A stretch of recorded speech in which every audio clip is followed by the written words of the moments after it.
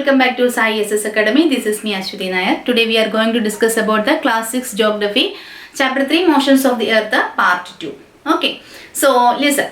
First of all, we have to discuss about the solstice and the equinox. Okay, the solstice and the equinox. Due to the revolution of the earth, we have seasons, solstices and equinoxes that can happen. Okay, solstice can be divided into two, the summer solstice and the winter solstice. Okay, so here listen this picture what I drawn on the board.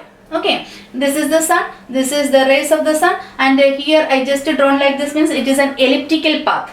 Okay, it is an elliptical path. That means we know that the earth rotates around the sun, isn't it? And the revolution is also there. That means it is not in a circular path. It is an elliptical path. This is known as the elliptical path. Okay, first of all listen here, June 21st. Okay, this is I drawn it as a June 21st summer solstice. This is of the earth. This is the imaginary line, north pole, south pole.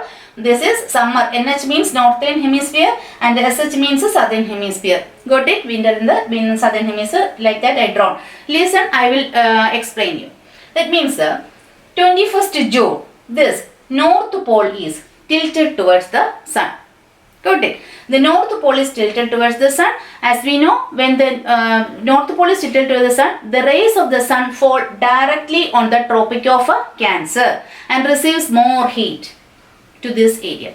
The north pole is inclined towards the sun, isn't it? And the places beyond the Arctic Circle, here it is the Arctic Circle, isn't it? So the places beyond the Arctic Circle experiences continuous day light for about 6 months. About 6 months this area beyond the Arctic Circle have getting the daylight. Okay, and other thing is that it is summer in this northern hemisphere. Got it? Northern hemisphere, it is summer at that time. This position of the earth is called a summer solstice. This position of the earth is called a summer solstice. At this time, what will be there in the southern hemisphere? Just opposite. All the conditions are just opposite than this northern hemisphere. When it is summer on the northern hemisphere, it is winter in the southern hemisphere. So when the summer solstice started in the northern hemisphere, it is of the 21st June. Understood? And next we can move to this picture. Look here, the date mentioned as the 22nd December. It is winter solstice. Okay, listen. Here the north pole tilted towards the sun, no? So here, when the 22nd December comes, the southern pole or the south pole tilted towards the sun. Okay, because of that southern pole tilted towards the sun, here the Tropic of Capricorn receives more direct sun rays. The Tropic of Capricorn receives direct sun rays.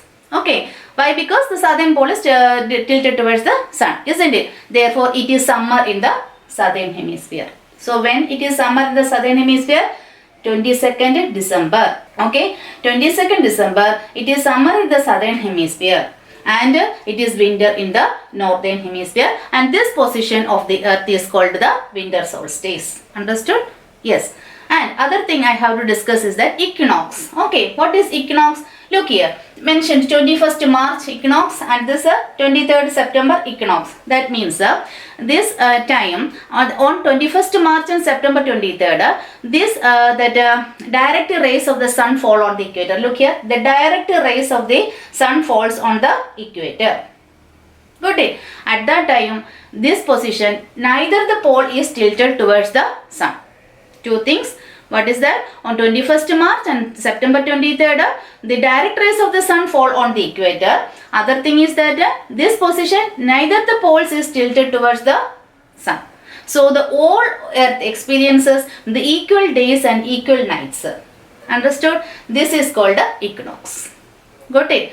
So it is on the 21st March and the 23rd September. Another thing we have to notice is that at that time, this northern hemisphere, 23rd September, when it is autumn in the northern hemisphere, it is spring in this southern hemisphere.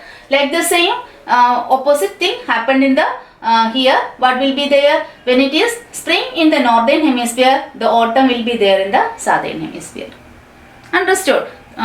Two things you have to remember. When the southern hemisphere experiences the winter solstice, the northern hemisphere experiences the summer solstice. When the northern hemisphere experiences the summer solstice, the southern hemisphere experiences the winter solstice, just opposite. Like the equinox time also, what will be the season at that time? Yes, when it is spring in the southern hemisphere, it should be autumn in the northern hemisphere. And when it will be the autumn in the southern hemisphere, it should be spring in the northern hemisphere. Understood? This is a small chapter. I think all of you understand the chapter, isn't it? So here we learned about the motions of the earth, the rotation, revolution, and why, because of this rotation and the revolution, what are the things happens on the earth, isn't it?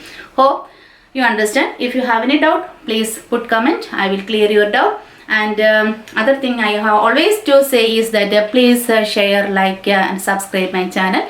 Stay tuned with my channel and have a good day. Thank you.